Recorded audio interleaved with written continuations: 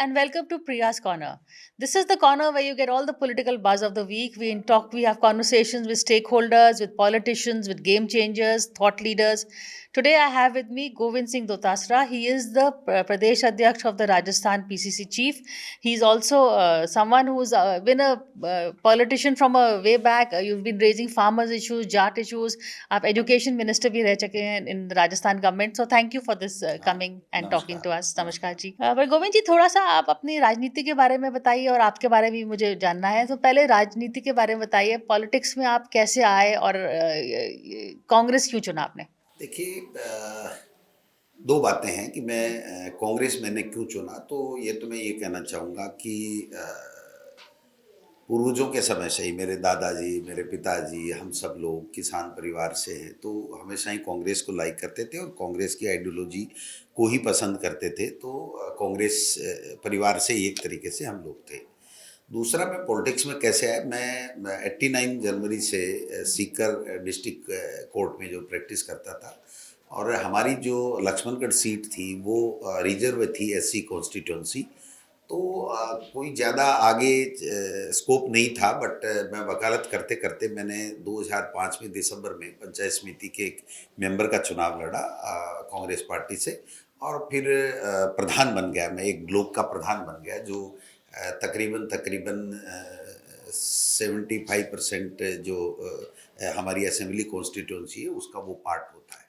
मगर आप first generation जी जी जी, politician है मेरे ये जो पहले कांग्रेस जो जिंदगी में डायनेस्टी मेरे कभी किसी परिवार से 3 पीढ़ी से पंच सरपंच कोई पॉलिटिक्स में नहीं नहीं आई रहा। तो संगठन में मैं जरूर, जब से 89 से मैं वकालत मैंने शुरू की, तो उससे पहले जब छात्र जीवन में मैं एनएसयूआई यूथ कांग्रेस में भाग लेता था और उसके बाद में मैं वकालत करने लगा तो डिस्ट्रिक्ट कांग्रेस कमेटी में मैं पदाधिकारी के रूप में काम कर रहा था।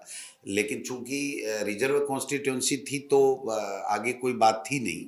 लेकिन जब मैं प्रधान बन गया 2005 में जनवरी में, तो उसके बाद में ये डिलिमिटेशन हुआ और डिलिमिटेशन होते होते 2008 में मुझे कांग्रेस पार्टी ने पहली टिकट दी, क्योंकि वो जनरल हो गई हमारी सीट और जनरल होने पे पहली सीट दी तो मैं चुनाव लड़ा। हम 15 लोग चुनाव लड़े, उसमें कांग्रेस पार्टी की तरफ से मैं लड़ा तो मुझे केवल 34 वोट्स जो है वो 34 वोटों से मुझे जीत मिली। वाह और 8 दिसंबर 2008 को जब मैंने शपथ ली थी तो उसी दिन मैंने कहा था कि अब मुझे इसी क्षेत्र में रहना है, परिणाम चाहे जो हो। तो मैं उसके बाद में कभी प्रैक्टिस करने वापस नहीं गया आज की तारीख तक। उसके बाद में सेकंड चुनाव भी मैंने लड़ा तो मैं 11,500 वोटों से जीता। सुहास मेरिया जी जो फॉर्मर यूनियन मिनिस्टर थे वो बीजेपी से कैंडिडेट होकर के आए थे, तो मैं 11,000 वोटों से जीता। तीसरे चुनाव में सारे इकट्ठे होके मेरे खिलाफ एक दिनेश जोशी जी जो थे वो चुनाव लड़े, मैं 22,500 वोटों से चुनाव जीता। और चौथी बार में कंटिन्यू जो है वो 19,000 के लगभग 18,900 समथिंग के वोट के लगभग मैं चुनाव जीता। पार्टी ने मुझे 2008 में एमएलए बनने के बाद में 9 में ही मुझे जिलाध्यक्ष बना दिया। 7 साल में डिस्ट्रिक्ट कांग्रेस का प्रेसिडेंट रहा और डिस्ट्रिक्ट कांग्रेस का प्रेसिडेंट रहते रहते सेकंड टाइम जब मैं एमएलए बना तो मुझे प्रतिपक्ष में चीफ व्हिप बनने का मौका मिला और प्रदेश कांग्रेस कमेटी में उपाध्यक्ष।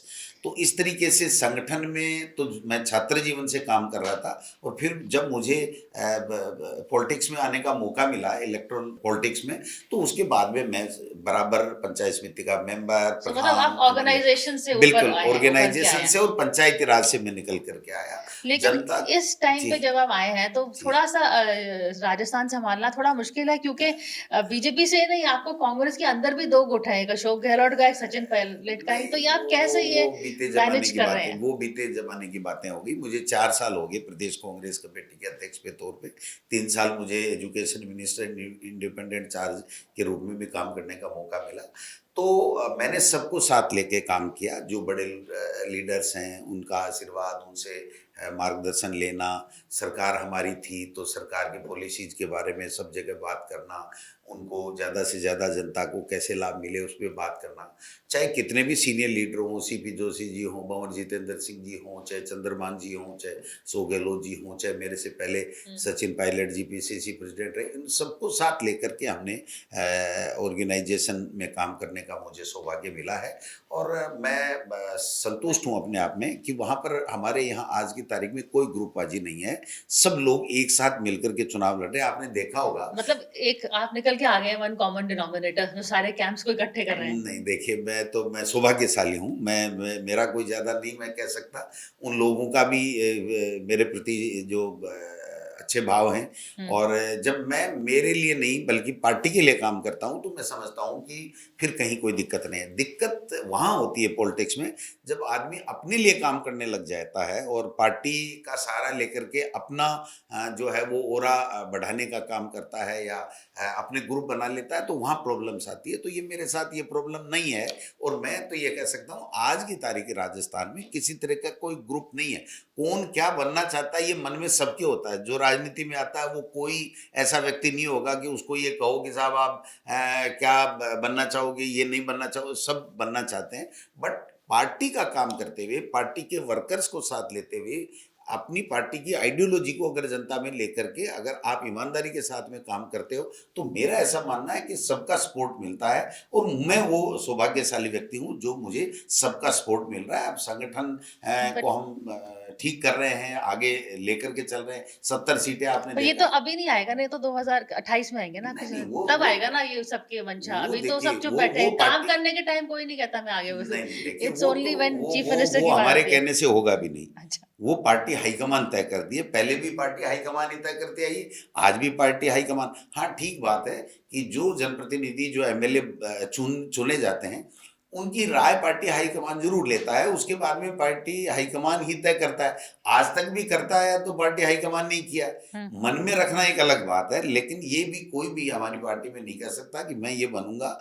तो वो पार्टी हाईकमान तय कर देता है सबको पूछ करके। तो मुझे लगता है कि ये अभी से किसी को ये सपना सजोना, मैं ये बन जाऊँगा, ये बन जाऊँगा, ये बन जाऊँगा, ये ठीक नहीं है। और हम लोग इस दिशा में काम भी नहीं करते हैं। हमें ऑर्गेनाइजेशन ओके। को सुदृढ़ करना है, मजबूत करना है, अच्छे लोगों को आगे लाना है, नए लोगों को निकाल करके लाना है, पार्टी की आइडियोलॉजी को आगे बढ़ाना है। जो राहुल जी ने जो संदेश दिया है यात्रा के माध्यम से, भारत जोड़ो यात्रा के माध्यम से, प्यार मोहब्बत सबको साथ लेकर के चलना है। जो खड़गे साहब ने जिस प्रकार से प्यार जो मोहब्बत पहले आप अपने अशोक जी और सचिन के साथ नहीं, करवाइए। बहुत बहुत अच्छा प्यार मोहब्बत है, उनमें ओके। कहाँ दिक्कत आ रही है। वो अच्छा, तो फिर अच्छा बीजेपी के साथ क्या प्यार मोहब्बत है? बीजेपी आपको क्या नहीं, लगता है, देखिए क्योंकि एक बीजेपी तो है कि साइक्लिकल होता है राजस्थान का कि बीजेपी कांग्रेस, लेकिन आपको लगता है कि जो सरकार जो कर रही है उसके बारे में आपको कुछ कमियाँ क्या दिख रही हैं, पॉजिटिव्स क्या नहीं, दिख रहे हैं? सरकार तो अभी तो 12 महीने से सरकार चल ही नहीं रही है एक चल ही नहीं तरीके रही है से। मतलब? हाँ, नहीं, सर्कस चल रहा है, अच्छा। सरकार नहीं चल रही है। सरकार में बैठे हुए मंत्री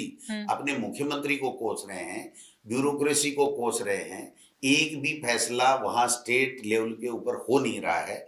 सारे के सारे कोई भी फैसले हों, अभी तक तो हुए भी नहीं। कोई टेंडर फेंडर के फैसले हुए हैं तो वो दिल्ली से पर्ची जाती है इनकी। आज बताइए, 4 महीने से किरोड़ी लाल जी कैबिनेट मिनिस्टर हैं, वो इस्तीफा दिए बैठे हैं। आज भी कह रहे हैं मैं वापस मंत्री नहीं रहना चाहता। मुख्यमंत्री उस पे फैसला नहीं ले रहे हैं। पंचायत चुनाव, नगर निकाय के चुनाव में प्रशासक लगा दिए गए नगर निकाय चुनाव में, उसका ये फैसला नहीं लेने जा रहे हैं। कोई कानून में संशोधन हो, एक साथ वन स्टेट वन इलेक्शन कैसे हो पाएगा। कोई डेवलपमेंट की बात नहीं हो रही है, कोई रोजगार की बात नहीं हो रही है, कोई महंगाई कम करने के लिए, कोई किसी तरीके की गरीब को कोई पर संबल अभी वो देने के लिए कोई राजस्थान योजना नहीं। राइजिंग करके बैठे हैं। क्या है तो वो कर क्या वो रहे क्या हैं? है? वो पैसे को बर्बाद कर रहे हैं, जनता के पैसे को बर्बाद कर रहे हैं। बड़ी बड़ी महंगी महंगी विदेश में जाके होटलों में रुक रहे हैं, जहाँ पर 2-2 ढाई-ढाई लाख जो हमारा जो है वो एक-एक रूम का स्वीट का किराया होता है, उसमें रुक रहे हैं। और वहाँ पर मिल ही नहीं रहे हैं किसी से। जब उनको बुलाया जाता है, चाहे मुख्यमंत्री जी हों, चाहे कोई दूसरे गए हों, बुलाया जाता है, उससे 2-2 घंटे लेट पहुँचते हैं और वहाँ पर डिनर करके या लंच करके वापस आ जाते हैं, एक फ़ोटो खिंचवा लेते हैं। आप उनको पूछिए कि कितने लोग आ रहे हैं, क्या इन्वेस्टमेंट आ रहा है, आप इनको क्या फायदा दे रहे हो। सभी लोग जो एमओयू कर रहे हैं वो सारे कह रहे हैं आप जमीन फ्री में दोगे कि नहीं, कम रेट में दोगे कि नहीं, प्राइम लोकेशन पे दोगे कि नहीं, बिजली का हमारा जो खर्चा कम करोगे कि नहीं करोगे, आप क्या क्या सुविधाएं देंगे। वो फैसला करने वाले तो सरकार है नहीं, वो तो कुछ कर नहीं रहे हैं। अब जो प्राइवेट कॉलेजेज हैं उनसे सबसे 200-250 जो भी हैं उनसे सबसे एमओयू मंगा लिया कि 2-2 2.5 करोड़ रुपए का एमओयू कर दो। अब आप बताइए, वो कह रहे हैं हमें इंफ्रास्ट्रक्चर करना ही नहीं है। कह नहीं नहीं कुछ नहीं करना आपको तो एक एमओयू कर दो। कोई भी प्राइवेट हॉस्पिटल बना रहा है उसको कह रहा है आप एमओयू कर दो। अरे तो भाई इससे आपको क्या लाभ मिल रहा है, आप जनता को क्या दे रहे हो, कितने लोगों को रोजगार दे रहे हो, कितना इन्वेस्टमेंट आ रहा है। आप लाखों करोड़ों हजारों करोड़ पता नहीं कितनी कितनी बातें कर रहे हैं। मैं कहता हूं कि इस राइजिंग राजस्थान जो राजस्थान सरकार जो चला रही है, इसमें केवल वो विदेश में घूम लिए, विदेश में पैसा बर्बाद कर दिया स्टेट का, और प्रधानमंत्री जी को बुला करके और उनकी फोटो सेशन करा देंगे और एक भाषण करा देंगे। उसके अलावा कुछ भी नहीं होना है। ये वसुंधरा जी ने भी किया था, ये हमने भी किया था, लेकिन इसकी सक्सेस रेट क्या है ये हमको देखना पड़ेगा, पीछे का इतिहास भी देखना पड़ेगा और आगे का भी देखना पड़ेगा। तो मैं समझता हूं कि आज की तारीख में तो ये फैसले लेने वाली सरकार है ही नहीं। मुख्यमंत्री भजनलाल जी फैसला ही नहीं ले पा रहे। जब अपने मंत्री का फैसला नहीं ले पा रहे हैं तो उद्योगपतियों के लिए उन सुविधाओं का जो वो इच्छा रखते हैं, जिसके आधार पे वो यहाँ आना चाहते हैं, उनका फैसला कौन लेगा? सरकार थोड़ी ले लेगी, नहीं ले सकती। इसलिए ये सब समय पास कर रहे हैं, ये टाइम पास सरकार, सर्कस सरकार, पर्ची सरकार हम इसलिए नहीं बोल रहे। आप बताइए कि जब पर्ची से मुख्यमंत्री बना तो पर्ची यू टर्न सरकार, कोई भी फैसला कर लो, 1 लाख भर्ती कर देंगे साहब। 23,000 24,000 की सफाई भर्ती थी, 3 बार संशोधन किया, अब उसको निरस्त कर दिया। केवल और केवल हमारी सरकार के समय में जो भर्तियां होगी और जो कोर्ट से अटकी हुई थी या जो वेटिंग लिस्ट की भर्तियां थी या जो ऑन प्रोसेस थी, उसको केवल वो आंकड़े बता रहे हैं। उसके अलावा नियुक्ति पत्र, वो सिलेक्शन पत्र दे रहे हैं। अच्छा। उनको अपॉइंटमेंट नहीं दे रहे हैं। सिलेक्शन हो गया आपका, इसलिए बधाई हो आपको। अरे भाई सिलेक्शन तो हमारे समय में जो प्रोसेस था वो चलेगा तो सिलेक्शन तो होंगे, लेकिन आपने कितनी नियुक्तियां दी? तो न बेरोजगारों के लिए काम हो रहा है, न महंगाई कम करने के लिए काम हो रहा है, न गरीब के लिए कोई काम योजना ले। आप बताइए, बजट दिया, उस बजट की इम्प्लीमेंटेशन तो हो ही नहीं रहे, क्योंकि पैसा इनके पास में है ही नहीं, 1 रुपया नहीं है। ये डबल इंजन पैसा नहीं दे रही? डबल इंजन कहाँ दे रही है? ये तो घूम रहे हैं, इनको फुर्सत ही नहीं है मोदी जी को। तो आप बताओ साहब, 10 महीने में, 6 महीने, 8 महीने जो भी मोदी सरकार को हो गए, मोदी जी कितने दिन यहाँ पर रहे, कितने मुख्यमंत्रियों से मिले, मुख्यमंत्री से फोटो सेशन होता है, कभी भी उस स्टेट में क्या चाहिए इस तरीके की कोई जो है वो वार्तालाप या इस तरीके की कोई मीटिंग होती नहीं है। अभी तो हमारी तो बड़ी दिक्कत हो रही है। मुख्यमंत्री जी आते हैं तो उनसे तो ये मिलते भी नहीं है हमारे मुख्यमंत्री जी। तो ये बड़ा आपके मुख्यमंत्री से प्रधानमंत्री नहीं मिलते हैं? हाँ, कहाँ मिलते हैं? कहाँ मिलते हैं? 2-3 दिन से हम सुन रहे हैं कि 2-3 बार आ गए, वापिस चले गए।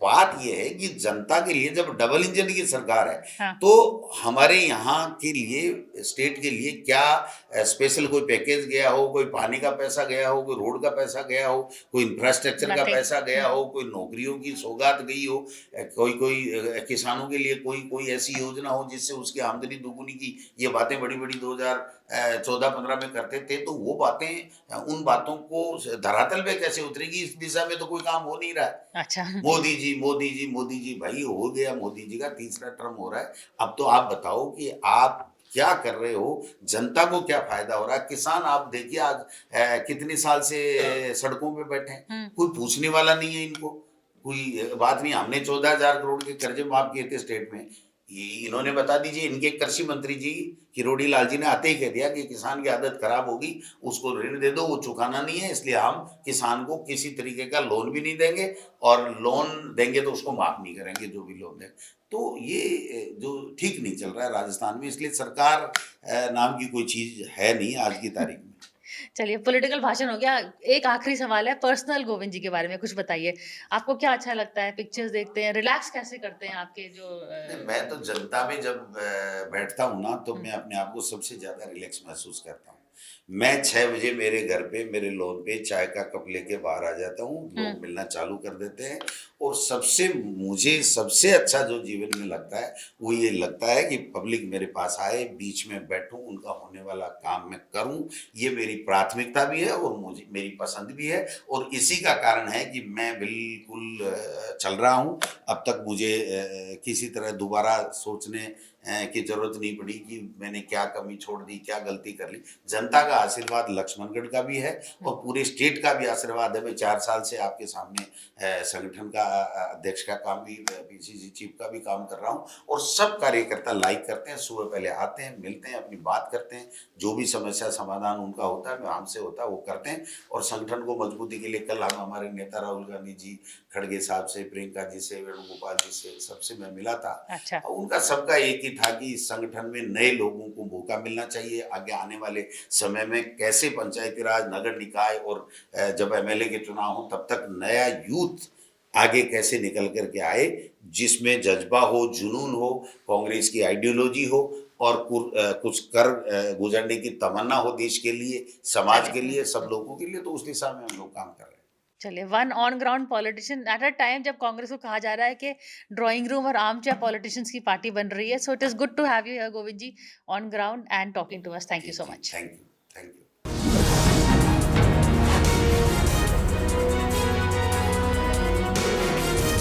For more such videos, subscribe to the NewsX YouTube channel, hit the bell icon.